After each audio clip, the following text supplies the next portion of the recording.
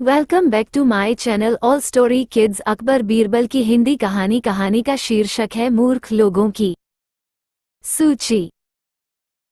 एक वक्त की बात है, बादशाह अकबर अपने दरबारियों के साथ दरबार में मौजूद थे। तभी उनके मन में एक बात आती है। बादशाह बोलते हैं कि मेरे आसपास हमेशा बुद्धिमान लोग रहते हैं और मैं उनके बीच रहकर बोर हो गया हूँ। मैंने फैसला किया है कि मुझे कुछ मूर्ख व्यक्तियों से मिलना चाहिए। अकबर बीरबल से कहते हैं, तुमने हमेशा हमारी मदद अपने ज्ञान और चतुराई से की है। हम चाहते हैं कि इस बार भी तुम ऐसा ही कुछ करो और हमारे लिए 6 मूर्ख व्यक्ति ढूंढ कर लेकर आओ। बीरबल, जी जहांपनाह, मैं आपके लिए 6 मूर्ख व्यक्ति जरूर ढूंढ कर लाऊंगा। अकबर, हम आपको 6 मूर्ख व्यक्ति ढूंढने के लिए 30 दिन का समय देते हैं।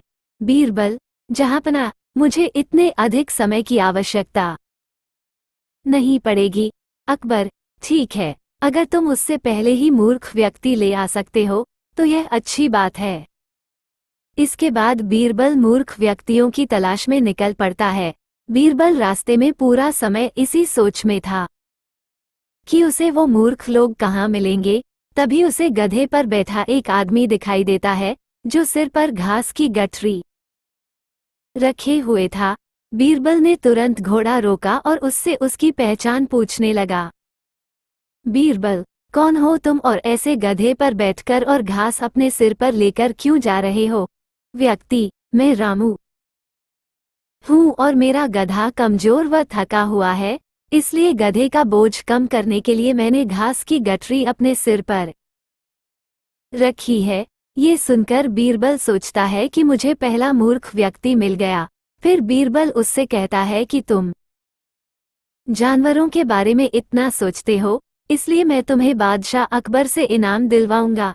ये कहकर बीरबल उस व्यक्ति को अपने साथ चलने के लिए कहता है। इनाम की बात सुनकर रामू बीरबल के साथ हो लेता है। बीरबल और रामू कुछ दूर चले ही थे कि बीरबल को 2 व्यक्ति आपस में लड़ाई करते हुए दिखाई दिए।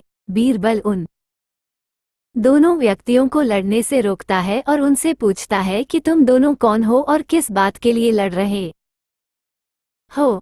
पहला व्यक्ति, जनाब मेरा नाम चंगू है। दूसरा व्यक्ति, और मेरा मंगू है। मंगू, जनाब मुझे चंगू कहता है कि इसके पास शेर है जिसे वो मेरी गाय के शिकार के लिए छोड़ेगा।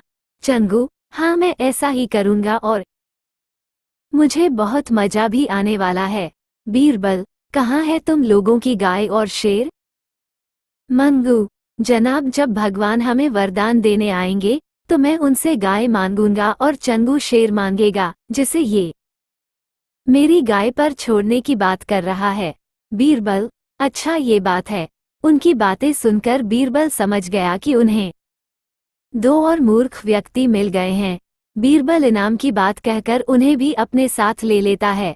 उन तीनों को लेकर बीरबल अपने घर पहुंचता है और फिर सोचने लगता है कि बाकी के मूर्ख व्यक्ति कहाँ से ढूंढ कर लाऊं।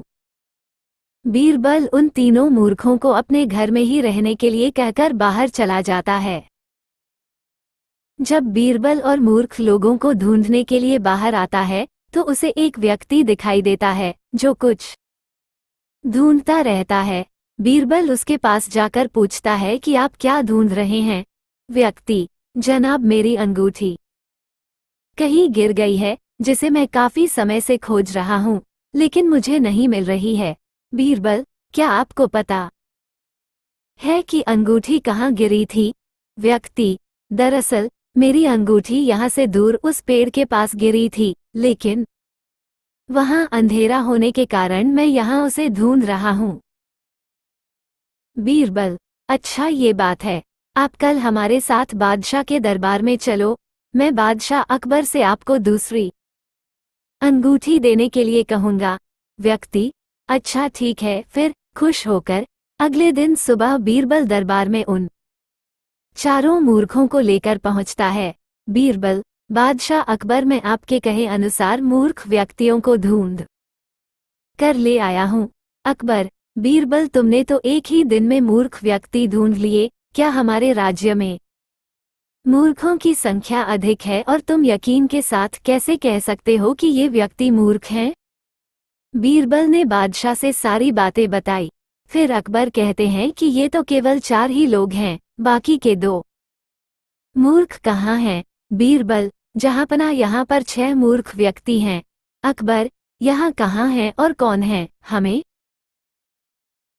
भी बताओ। बीरबल, जहाँपना, एक तो मैं स्वयं हूँ। अकबर, तुम मूर्ख कैसे हुए? बीरबल, मैं इसलिए मूर्ख हूँ क्योंकि मैं इन मूर्खों को खोजकर लाया।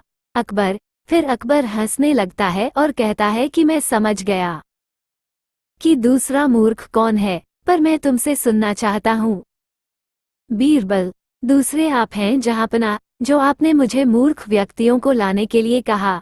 बीरबल की बातें सुनकर अकबर उसकी प्रशंसा करने लगते हैं और कहते हैं कि बीरबल के पास हर सवाल का जवाब होता है।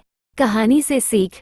इस कहानी से हमें ये सीख मिलती है कि दिमाग और चतुराई से हर मुश्किल काम आसान हो सकता है, लेकिन ऐसे कामों में अपना कीमती समय व्यर्थ नहीं करना चाहिए जिसका कोई मतलब न हो। ऐसे ही रोचक और मजेदार कहानी के लिए मेरे चैनल को सब्सक्राइब और ज़्यादा से ज़्यादा लाइक और शेयर जरूर करें। Thanks for watching.